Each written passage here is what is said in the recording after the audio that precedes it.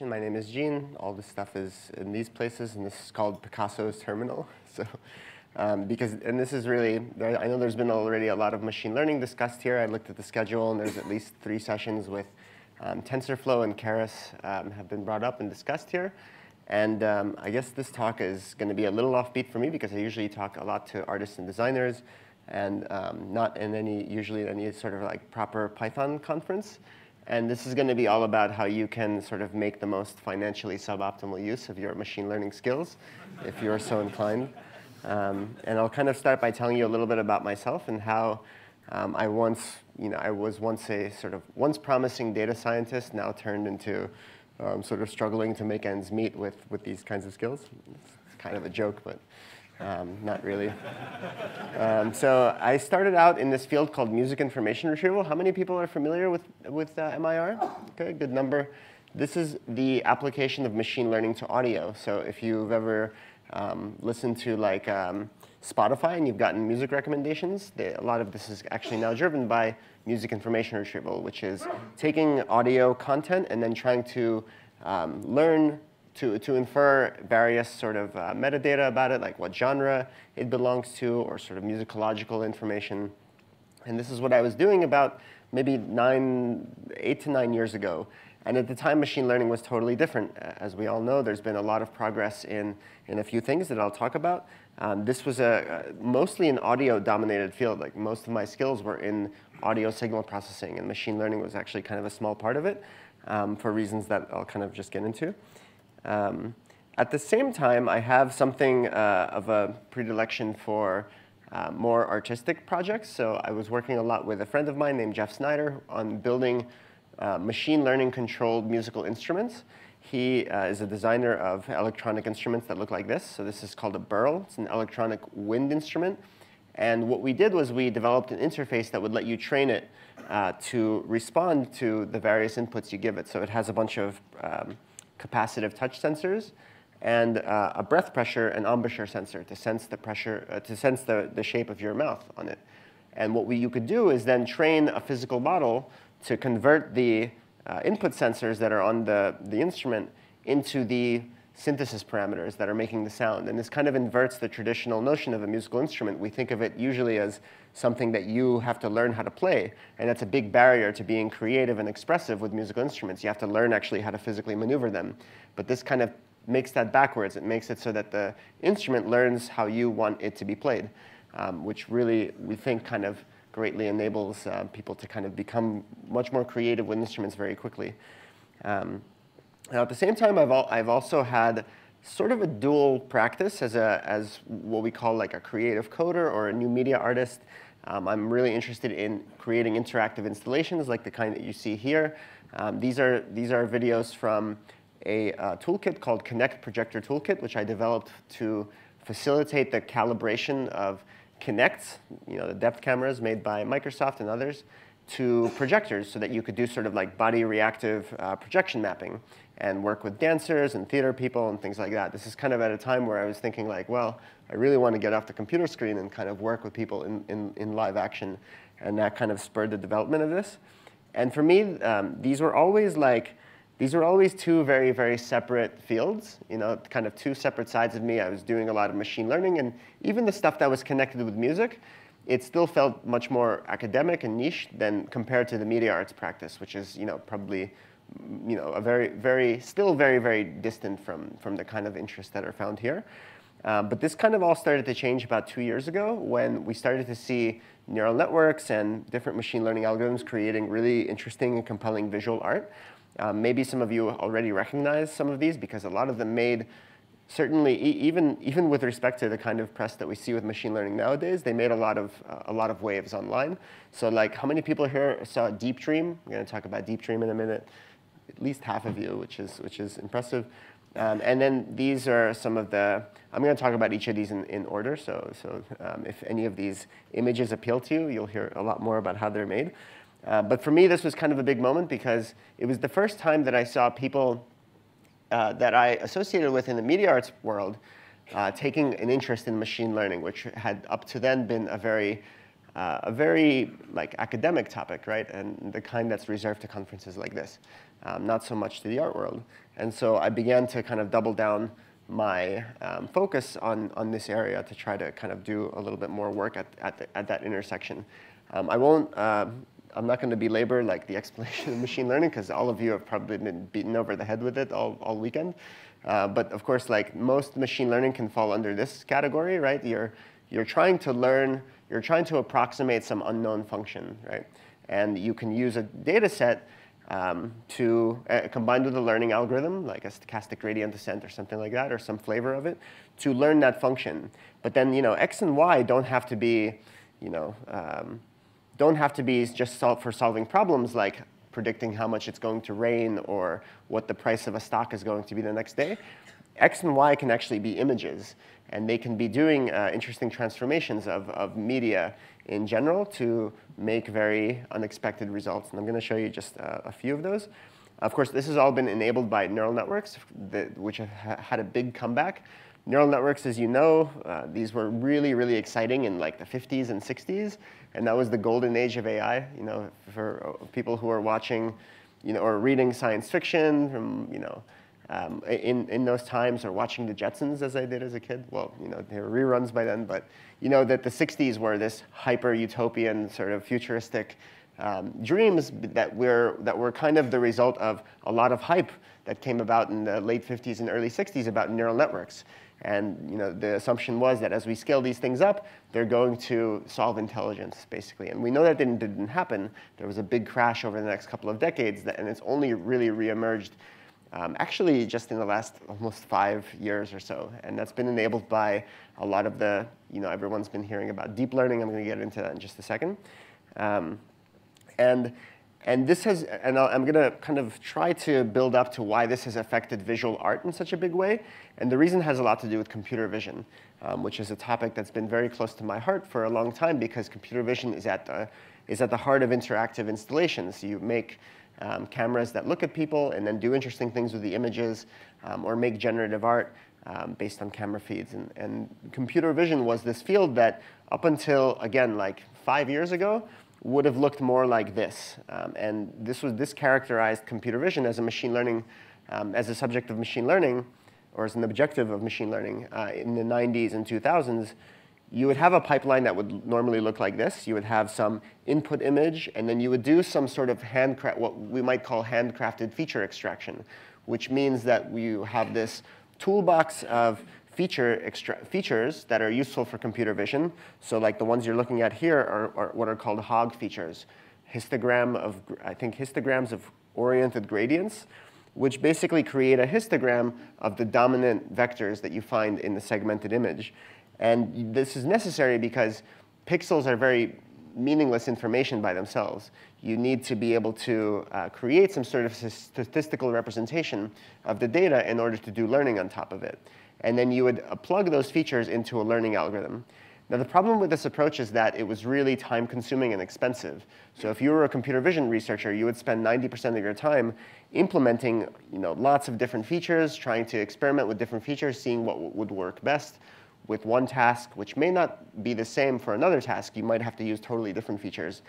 And even for me, when I was getting started in audio, most of my time was spent on audio feature extraction, so doing a lot of DSP, signal processing.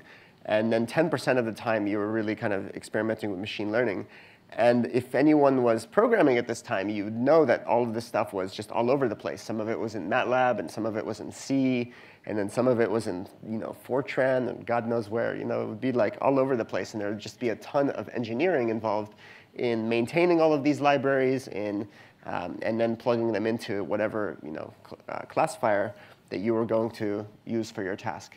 And of course, if you were a computer vision researcher, you would have to learn a whole other field if you wanted to get into audio or vice versa. And this has changed in a big way because now, starting in the last few years, because of the emergence of deep learning has created neural networks which have basically just swallowed this entire process of feature extraction and operate basically on the raw media. And that means that if you're a computer vision researcher, that means you can just jump straight into audio or into text or begin working with self-driving cars, and that's been really like the most exciting thing, because now we've eliminated so much of the overhead involved in creating robust machine learning algorithms. They've become much more accurate as well as a result of this. And so that's been the precursor to all this excitement that we're hearing about today. So how does this, well, yeah, let's talk about how that works. So most people, I know there was I think a talk about this yesterday about convolutional networks, and I'm going to show you like a really quick demo of how they work. Let's hope it works, yeah. So this is a live CovNet running inside my presentation window. This is all being run in something called Open Frameworks, by the way, for those who are interested in how I put slides and demos together. So CovNets do feature extraction at a layer by layer, in a layer by layer sequence. So at the first layer, you're seeing that it has a whole bunch of filters that are able to extract mostly just edges or patches of consistent color, or really just like really primitive multiple pixel patterns, right? And then after you do some normalization and what's called pooling is just downsampling, you have a smaller but more meaningful representation of the original image, because instead of having just raw pixels, you have detected small features like edges, right? And then what you do is you have a new set of convolutional filters that look for patterns among the patterns that were found in the last convolution. That's as much as I can like say in a 2-minute summary. Of course, you can take whole classes about these, but that's really kind of the gist of CovNets. They do pattern recognition among patterns that were found in a previous layer, which were patterns themselves of other patterns that were found from the original pixels. And that's really what's going on here. We can go through this layer by layer and acquire at each layer a higher and higher level representation of the original image until you can find some that you can even interpret. I like to go to Con4 156. This is my favorite. Let's see. I think that's it. Yeah. You see that? That looks like a face detector, right? In fact, you can even see on the feedback, there's a little, right there, there's a little bit of my face there. Yeah. In fact, I have some faces here in front of me. I think it's a little, there we go. So, yeah. So, and then finally at the end, you have this really, really concise representation of the original image, and then you can do classification on top of it, right? So like, this is a wig, of course. That's always the first thing that comes up when I put my face in front of it. Or an iPod, cellular telephone. Let's see if this, a neck brace. OK, so it doesn't have everything, right? A mouse? Is this, and, all right, telephone. That's not so bad, right? OK, well, let's continue, right? So like, what can we do with all this? Well, first of all, CovNets are everywhere. They're involved in, they've pretty much taken over computer vision. For almost every task associated with CV, you have convolutional networks behind the scenes. They're involved in making self-driving cars. They're even in areas like speech-to-text processing, because you can really think of it as almost like an image problem. You have a spectrogram. You can look at the sort of frequency by time activities of the sound and then convert that into text. And even things like AlphaGo. How many people are familiar with AlphaGo story last year? Lots of people, of course. So that was when DeepMind, which is right here, of course, nearby, developed an AI that played the game of Go and beat the world's top-ranked player. So that was a really big landmark moment, and CovNets were part of a sort of ensemble system that really effectively solved Go, I think 10 years ahead of schedule. So that was a really big moment as well. And of course, they've been involved in Deep Dream, which I'm going to start to talk about.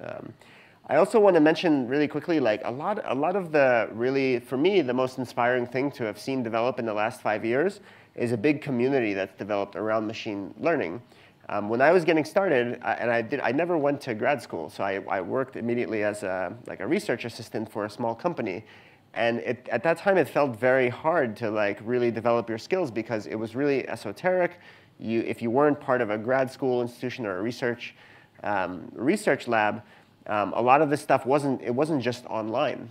You really had to be sort of close to people who already knew how to do it. And that's changed fundamentally in the last couple of years. So now, like with something like archive.org, almost all computer science papers are being published in peer-reviewed, open access, sometimes ahead of conferences, which is really strange in academia to actually just put your results up before conference deadlines, before journals, and in a free and open access way.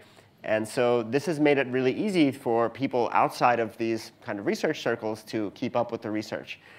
There's been, of course, also things like Kaggle, which is, you can as an amateur enter really, really high-level machine learning competitions and actually make money from it.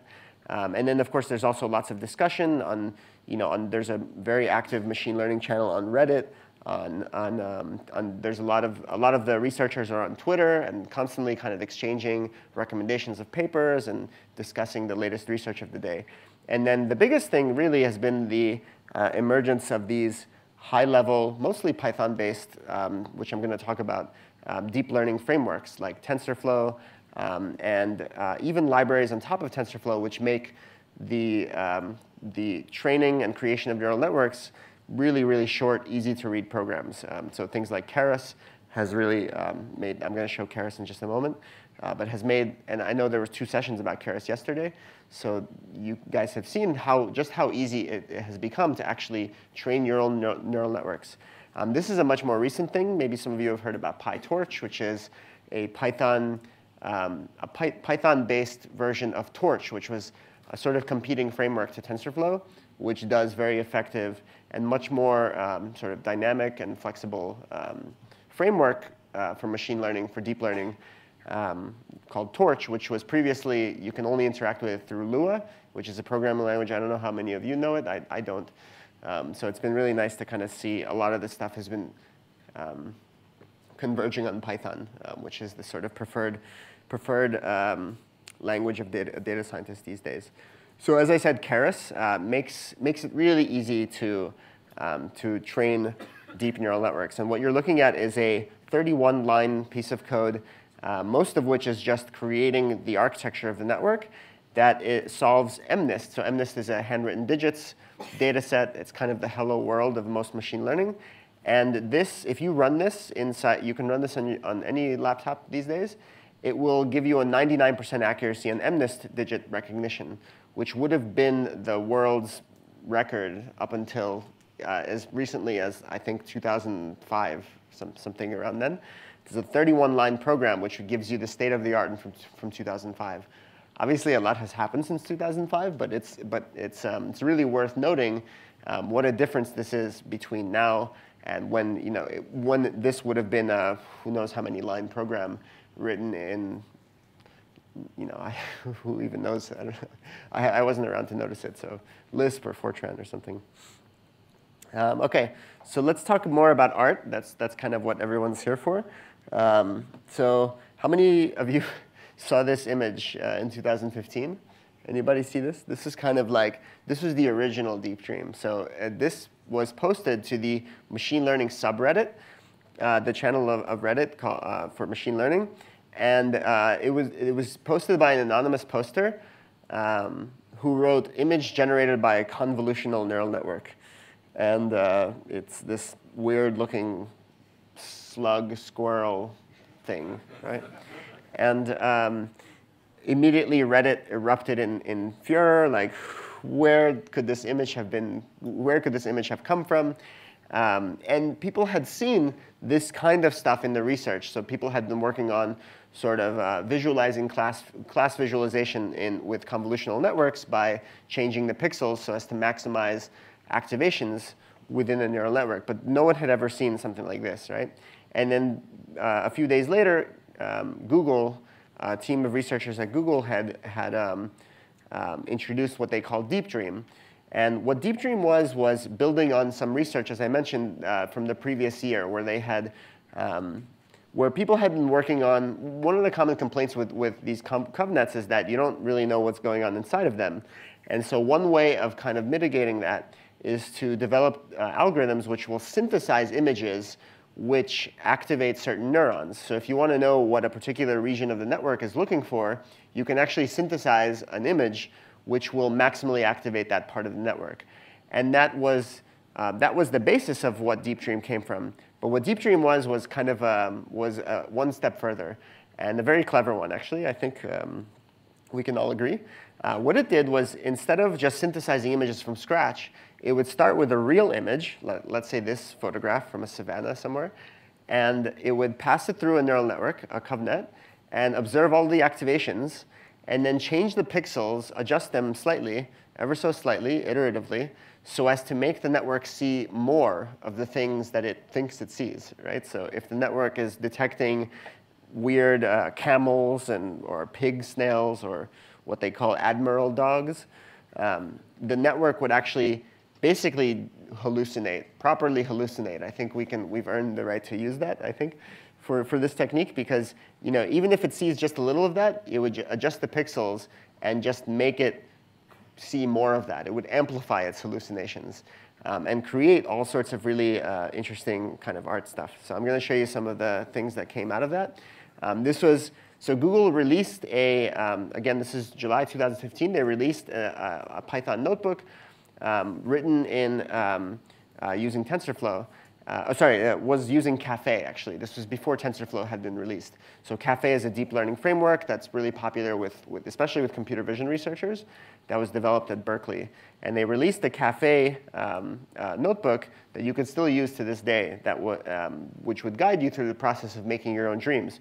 And so when I saw this, I immediately started to apply it to my photographs and kind of do all sorts of weird, interesting things with it. And it would make, hallucinate these capsules and dogs and I don't know. The neat thing about it is that because the network is a sequence of layers, and you can choose which layer of the network you want to enhance. Maybe you want to enhance one of the middle layers where it's looking for more abstract features, sort of like edges or gradients. Or maybe you want to enhance one of the later layers, which are looking for whole objects, like these. Like a lot of dogs, right? If you're wondering why there were so many of these so-called puppy slugs all over the place, it's because the original network that Deep Dream was trained on, the Inception network, was trained on something like 100 breeds of dogs, among other things. So it sees dogs everywhere, dogs. So here's a sketch of Leonardo da Vinci with more of the puppy slugs kind of appearing. I really love how they appear from nowhere on the stairs. Like you can, and of course, you can work with different painters. And for anyone who saw this, they saw you can just run anything, right? And the whole internet was just littered with, Deep Dream paraphernalia, like all over the place on Google Images, on Twitter. And one of the researchers who worked on it, Mike Tyka, really kind of took this to new places. So he would do all these experiments where he would start with images of random noise, just white noise. And of course, like Deep Dream does not say, I don't see anything. It'll see something. No matter what you put into it, it'll begin to hallucinate features from nowhere. And he was making images that looked like these, really kind of experimenting with the technique, doing a lot of making these infinite fractals. So this is something I made, but basically based on Mike Tyka's work. So here you would do Deep Dream white noise, but then you would start to iteratively crop it, kind of zooming in, and then deep dreaming the result, and then zooming in, deep dreaming the result, and then just kind of doing this feedback process and generating just infinite amounts of deep dream junk, right? And kind of oscillating here which layer you're trying to enhance. And I got some results. You can kind of take this technique and do various things, but it's very, very heavy-handed because it really has only one degree of freedom. Like which layer you're enhancing, and maybe also what you initialize it with. And so most Deep Dream kind of looked like this, right? And so by the end of the summer, I was seeing puppy slugs in my cappuccino, really scary. And so that was a problem for me.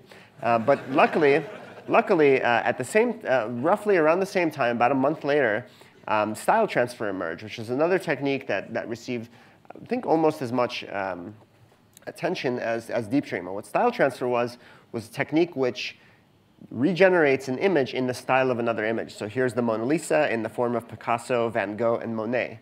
and entirely made by a neural network. And you see, it's quite realistic. It really captures the styles of these different paintings. You can see Starry Night here, right, emerging. And I was just amazed at how consistently you can, it would work on any style, basically. So different painters. This is already old, actually. We have much better implementations for style transfer that even look better than this, that capture more sort of high-level, kind of high-level detail. Kandinsky. And you can just throw anything you want. It doesn't have to be paintings. Crab Nebula, the Egyptian hieroglyphs, Google Maps.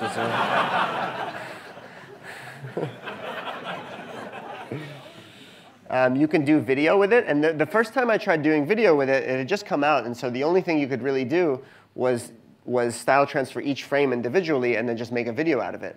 And so you would get results like this. And it would be kind of flickery because it's a very chaotic process.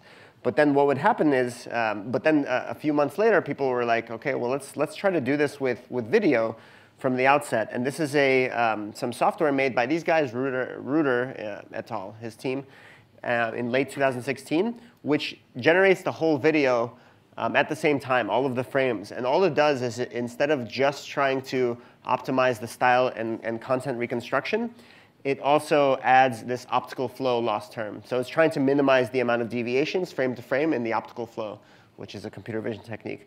This is a video that I took from the window of the J train in Brooklyn. Lots of any New Yorkers here? Just a few. Of course, I use Google Maps for everything. I can't get enough of. You notice the windows become markers. It's like a neat artifact here. OK, so let me show you a quick demo. So one of the neat things also is that, so the technique that you were just looking at, it basically does it offline. It takes a little while to generate each image. You can actually train a neural network to do the whole process from the start of style transfer and do it in basically real time. So here I have a camera, and it's making, this is the basis for an installation I called Cubist Mirror. Which is kind of, it's doing exactly what you see, right? So you see, this is a TensorFlow script, so you can run this entirely on your computer. And I haven't put this online yet, but I'll put it online this week. The script and the models. So this is doing a real-time cubist interpretation of the camera feed. And I want to note also that we think of style transfer and Deep Dream as things that you need really big computers to use. This is a 4-year-old MacBook Pro. If you run this on a computer with a decent GPU, you can actually do it at a much faster level, right? The keyboard kind of flakes out on me. I have multiple styles, so I'm trying to go to the next one, but it's a little bit. Let's wait for it. Come on. There we go. Hokusai. And then I have two Hokusais. One is by the original authors of the software that I'm using. So this is called fast TensorFlow style transfer. I think fast style transfer, something like that, in TensorFlow. So that's Hokusai. We have a lot more of these. Keyboard's a little flaky, but it does take, because I'm trying to change the image with the keyboard. I've got about 11 of these, but maybe we're not going to make it through all of them. So we'll just have to watch these online. Oh, the Liechtenstein one, actually, you should see that, because that works best on a face. So, oh, oops, we went to Google Maps. Anyhow, you get the idea. This is all stuff that you can run on your own computer. And of course, it works way faster on a nice machine. So let's get out of this. I want to go back to the slides, which are here.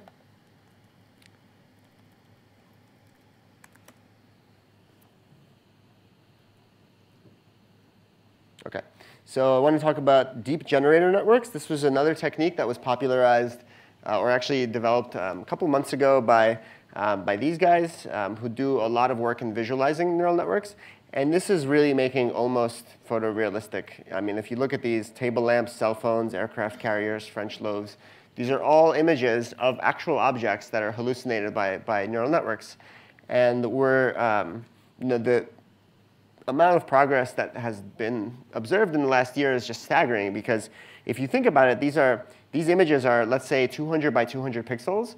So if you think of how many pixels, how many combinations of pixels can possibly make up an image, the fact that we're able to find this sort of very, very low dimensional manifold through this entire gigantic pixel space that's able to find realistic looking images is like really, really impressive, I think. And I'm going to show you just some more highlights of this. This is what's called a t-SNE. T-SNE is a visualization technique for visualizing high dimensional data in a low dimensional 2 or 3 dimensional space, such that similar images are grouped near to each other. And these are all of the synthesized classes of a deep generator network trained on CafeNet, which is a data set containing all these objects. So there's a plunger and a ladle and an iPod and a cellular telephone. And the similar images are grouped together. So we can kind of go to some other region of here. And here we've stumbled upon like the sea creatures here, tiger sharks and platypuses and gars and great white sharks. Here's some snakes, I think. Yeah, king snakes. Go down here, we have the dog section. No neural network is complete without a bunch of species of dogs. Different mammals. There's a bird section here somewhere. There's some food. The food, actually, there's a section with berries, I think, which are quite delicious looking, actually, if I say so. Let me show you some cool things about this. So what you're looking at is the way that this network works is that it basically has something called the DC-GAN. I haven't talked about deep convolutional generative adversarial networks. It's a really neat technique for creating synthetic images. And it's trying to find this input code which maximally activates the region of a network responsible for classifying a particular object. So this is it struggling to find the input code to the network which maximizes the network's classification of the image as a macaw. So here's the macaw-looking object. This on the left is a teapot being generated, and on the right is a cheeseburger. It's delicious, right? Which is a really neat thing that you can do. You can visualize these like, because each frame is a realistic-looking image through this generative space, but of a sort of undefined object, which is kind of a neat thing if you think about it for other reasons. And I like the way that people came out as sort of artifacts in these. So none of the image classes were of people directly. And so it would sort of learn to, places that would have people in them, such as a conference center. It would learn to kind of create these weird, like, kind of scary-looking talking heads, which, as an artifact of the process of synthesizing the class which contains people. So you see the nursing home, and you have kind of white hair and floral patterns. And here's the lecture hall. Here's the legislative chamber. This looks familiar, doesn't it? A golf course is a weird, like, headless golf player. I like the basketball court because I can't tell whether this is like a head or a basketball player shooting a 3. Like or is it a head or a basketball? I can't tell. And this is maybe my favorite of these, and I show this everywhere I go, basically. So synthesizing boathouses. And what's cool is that you can see that the water has reflections of the objects on top of it. And that demonstrates something really subtle about these covnets, which is that they learn sort of realistic things that are a little bit intangible, like the idea that water has reflections. And that's not information that's properly encoded ahead of time into the network. It just kind of learns that from examples. Except in some cases, it forgets what the thing is, and it begins to reflect something totally different, which is kind of scary. And this is some more work by the same guys who developed deep generator networks.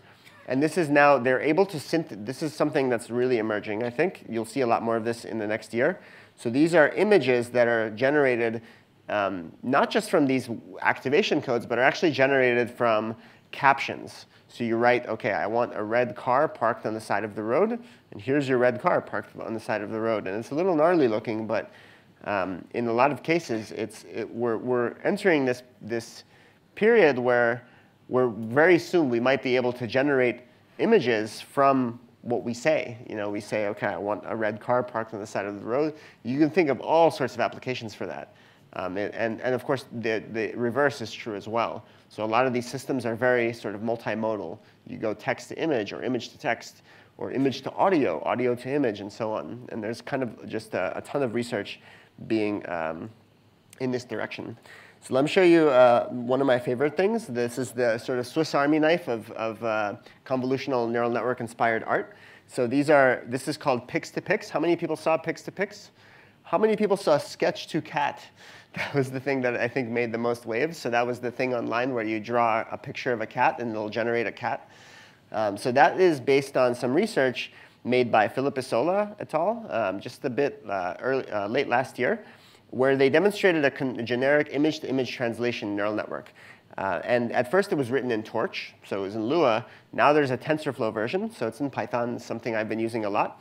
And what it does is it basically learns how to map one kind of neural network into another. Map one kind of image into another with a neural network. So for example, if you have a parallel set of satellite images and their corresponding maps, you can learn to generate maps from satellite images, or vice versa. Or maybe something more functional is turning black and white colors into photo, or super resolution is another example of image-to-image translation, or taking sketches of things and making photographs out of them, or turning photos of daytime into nighttime, or, for example, and I work a lot with design students. As Ruby mentioned, I work with design and artists and designers. And one thing you can imagine being in the sort of design software of the future is mocking up textures from skeleton frames, things that you basically draw into an interface. So for example, if you're an architect and you make a label, a bunch of labels, so here's like the windows and the doors and the windowsills and things are color-coded, and then you can very quickly generate a texture for it, mock up a texture and kind of see this thing live. And so this is really kind of the Photoshop and Illustrator of the future. And true to form, Adobe is hiring lots of these kinds of the guys making this technology, hiring them like crazy to begin to create new features into their software. So I used this for an art project just the week that it came out, a project called Invisible Cities. I happened to be running a workshop in Milan, Italy, in a makerspace called Open Dot.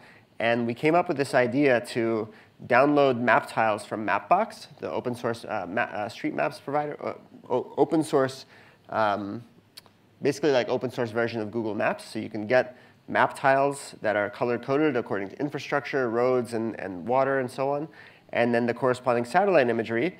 And then you can train a network to convert any map tiles into the satellite imagery. And once you do that, you can see what it looks like when it tries to reconstruct the original inputs. So here you see the reconstruction. This is the one on the right is totally fake. This is real synthetic. This is real satellite imagery. This is the fake reconstruction.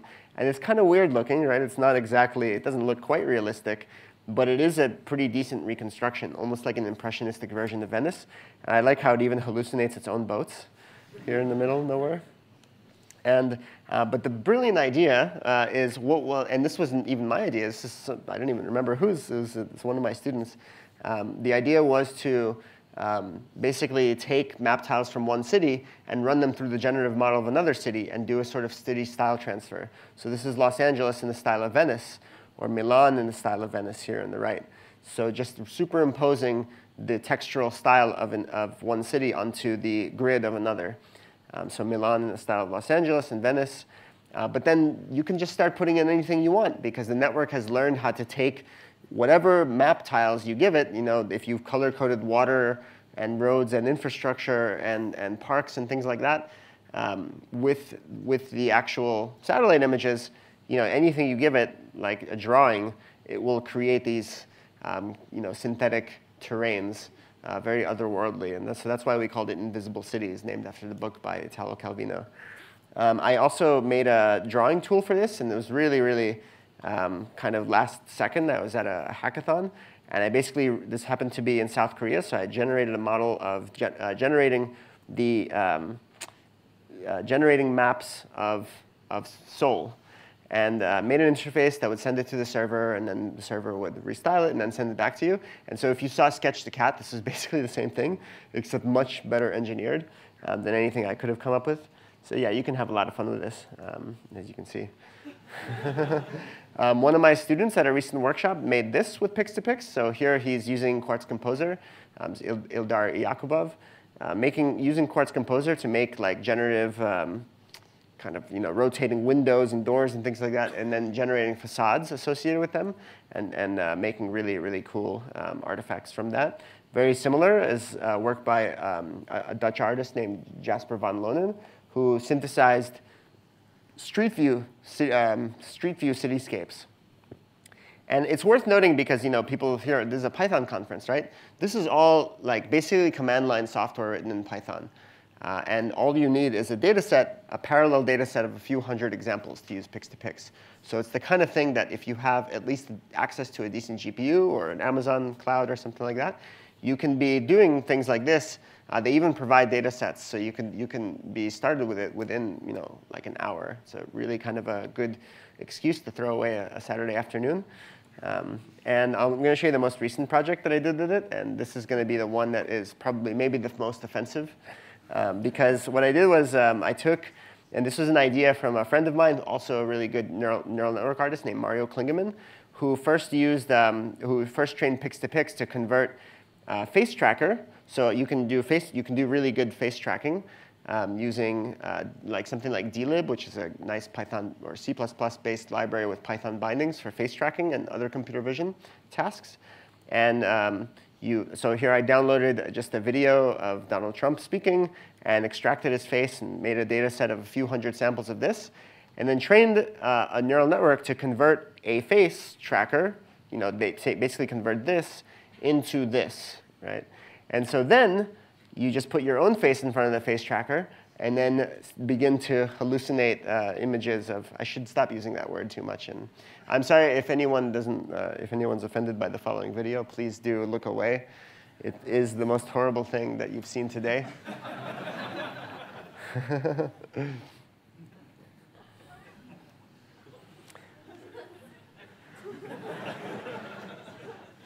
I'll just quickly point out that the same week that I made this, there was a company called Lyrebird, which came out with some software which basically mimics people's voices. It can imitate people's voices and make them say, whatever you put into it. And so this is really the future we're looking at, where you can, this is really a bad version of this. It's just hacked together. But you can do pretty realistic sort of face imitation. And now you can do voice imitation too. So, and that's not a thing to laugh about. That's like really something very crazy that we haven't really considered. That in the future you'll be able to just completely impersonate someone's their visage and their voice, and who knows what the consequences of that are going to be. It's something that we have to be thinking about. I made a really hacked together version of this that runs it on the webcam. And this is really cool that you could do this live, basically, because Pix2Pix actually, training takes a while, but generation is much faster. So you could put people in front of a webcam. I had the recent workshop at the University Ecale in Lausanne, Switzerland. And you see people step in front of the camera and then begin to see themselves as Trump. So it's horrible, right? Isn't it? Yeah. Recently, a friend of mine, another artist who's based right here in London, named Memo Acton, he did a very similar thing. So he's doing canny edge detection on what he draws, and he trained the Pix2Pix model on a collection of 150 museums' art collections. And so it's just generating a sort of synthetic museum collection drawing, or let's say something that might be a bad description, but something along those lines, in real time on the webcam. So you can kind of like make a lot of now we're able to do a lot of this stuff interactively and in real time, which is pretty interesting.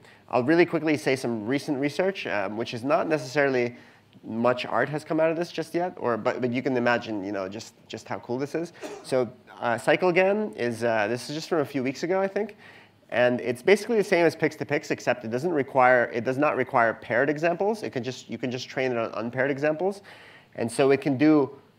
It can basically convert all sorts of things. So they showed examples for converting horses into zebras and zebras into horses, changing the seasons of photos, so summer to winter, winter into summer. It can do style transfer. it's a sort of very generic framework for doing image translation, or turn paintings into photos and photos into paintings. And they posted a video that went viral a few weeks ago of a horse being turned into a zebra in real time, right? Which is the craziest thing, right? And notice also that the pasture is, the green pasture becomes like a brown savanna. And that's sort of like because it doesn't actually, you don't ever tell it, what it is that you're trying to convert. It just kind of learns all the surrounding features that it needs to. And I want to put your attention on another one thing, which is notice that every time the zebra passes by that pole, the pole gets striped. Right? And that's because the network does not fully understand where the zebra ends and the rest of the world begins. And so there's a lot of really cool failures that come out of that, like this one.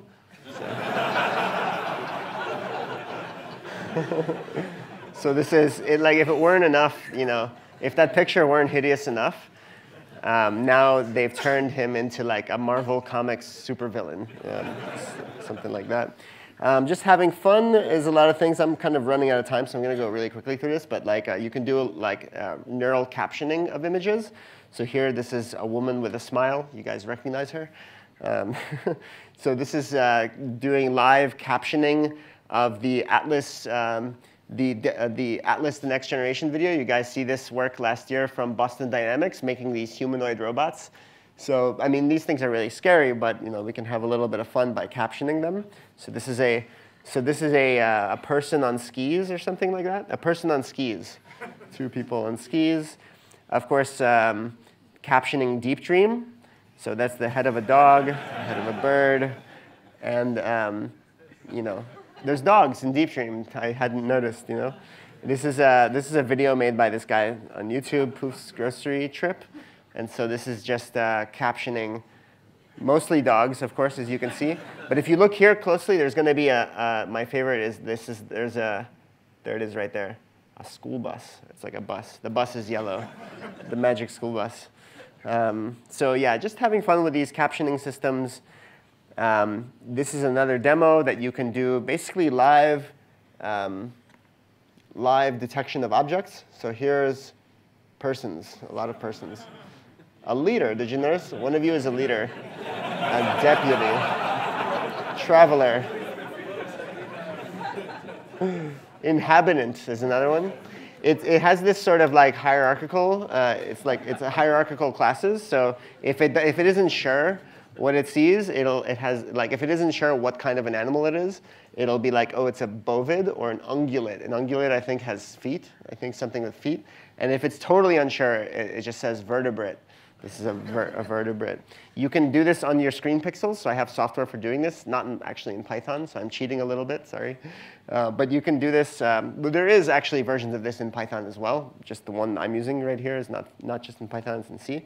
But you can do it on your screen pixels. So here I'm captioning live YouTube or Facebook Live, watching soccer matches, Skype. This is always entertaining to put boxes around people, show people on Skype, kind of freak them out.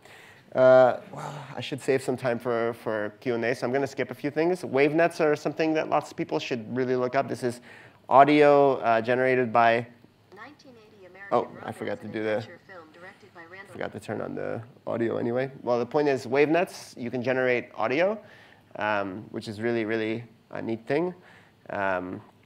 And there's an implementation for wavenets, neural audio generation, right? And there's one that came out by DeepMind, but DeepMind did not release software for it just yet. They're working on taking it in all sorts of different directions, but there is an open source version of it in TensorFlow, which has had lots of contributors, and people kind of trying to reverse engineer this. Let me skip that. And I'll really quickly say just a few words about something I'm working on, and Ruby mentioned it earlier. I've been teaching lots of classes. I've been working with a lot of artists and designers and just people interested in using machine learning for artistic and creative purposes. Just yesterday, I had a workshop at the Photographers Gallery, one of just lots and lots that I've had. And they're all the resources that I've been making are totally open source.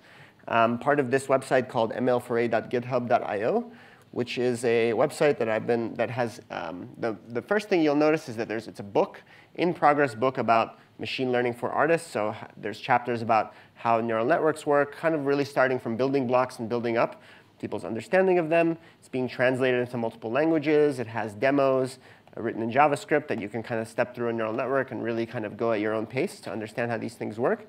There's a whole section of guides, which are a bunch of IPython notebooks for doing various things with mostly in Keras and TensorFlow. So for example, here's some of the notebooks, how to train your own convolutional neural network to recognize handwritten digits. This is like an annotated example of the one that Keras comes with. How to do things like reverse image search, so query image and then get nearest neighbors. How to make t-SNEs of images. So here's a t-SNE of, it's kind of hard to see, but related images kind of grouped together according to similarity. And how to do sort of X degrees of separation. This is another thing that I mentioned Mario Klingemann did. Mario did so you see this is like going from the lamp to a tortoise and kind of fitting images in between, so this sort of X degrees of separation. It's a really cool project that you guys should look at online. I don't have enough time to show it at the moment, but if you look for art experiments with Google, this is a work by Mario Klingemann where he basically made it lets you pick 2 images from a collection, from a museum collection, and then find a sort of path through a convolutional neural network feature space that kind of effectively, you can kind of see what's going on here, right? It finds like the shortest path between the 2 images. And then just fun things like neural network painter.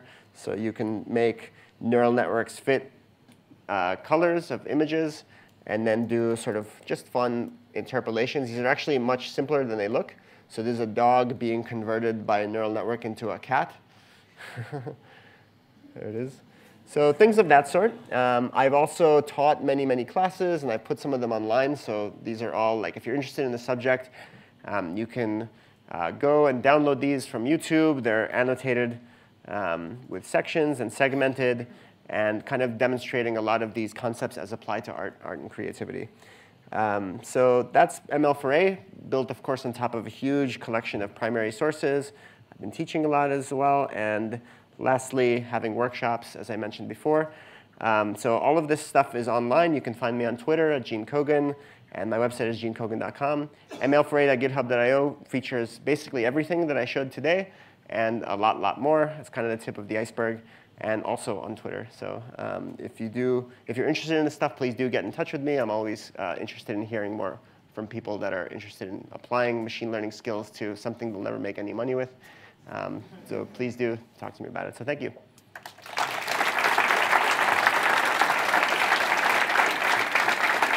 I know I went a little bit over time, but I think we have a few minutes if there's any questions. I think we have a few minutes for a couple of questions. So does anyone in the audience have a question? And I'll do a quick repetition. Or actually, we have a microphone that I'm probably going to go run to. So if you want to put up your hands and ask something, then please go ahead.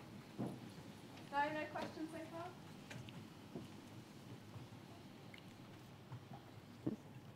Right there?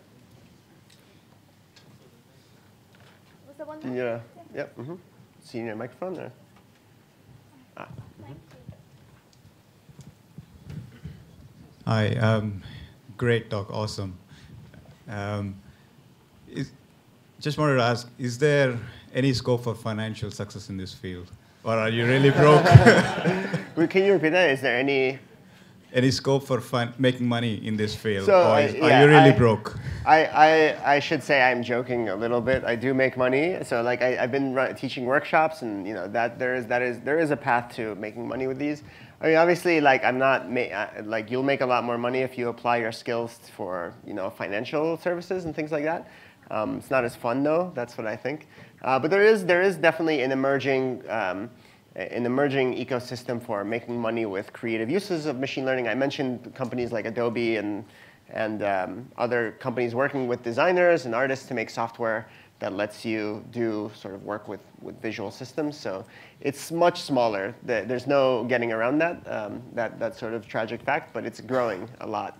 And there's a very small pool of people, actually, so there's a lot of opportunity. Yeah, if anyone's interested, actually, I've just joined a company in the last couple of months called Creative AI, and we kind of work with tools to augment designers' processes.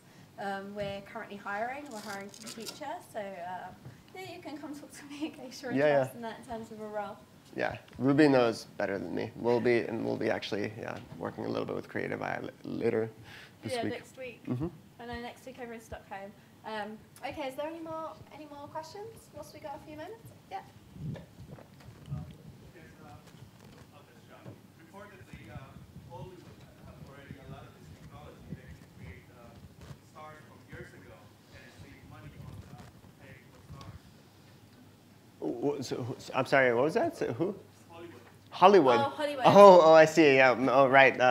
Yeah, someone made a comment along those lines after I posted the Trump thing. So later we'll just be able to impersonate Brad Pitt. You know, you get a voice actor and a just a person, and then you completely restyle them. Well, I don't think we're there just yet, but in the future, yeah, we'll have to really rethink. You know, once you can impersonate anyone in media, we'll have to rethink a lot about what that means for exactly what you just mentioned. Yeah. We're getting there. Yeah. More steps to take. All right, I think we'll close the questions. Hopefully, Jean will be around a little bit later as well to answer more questions. In the meantime, actually, Jean, we have like a little thank you present for you. So give it up for Jean again. Thank you.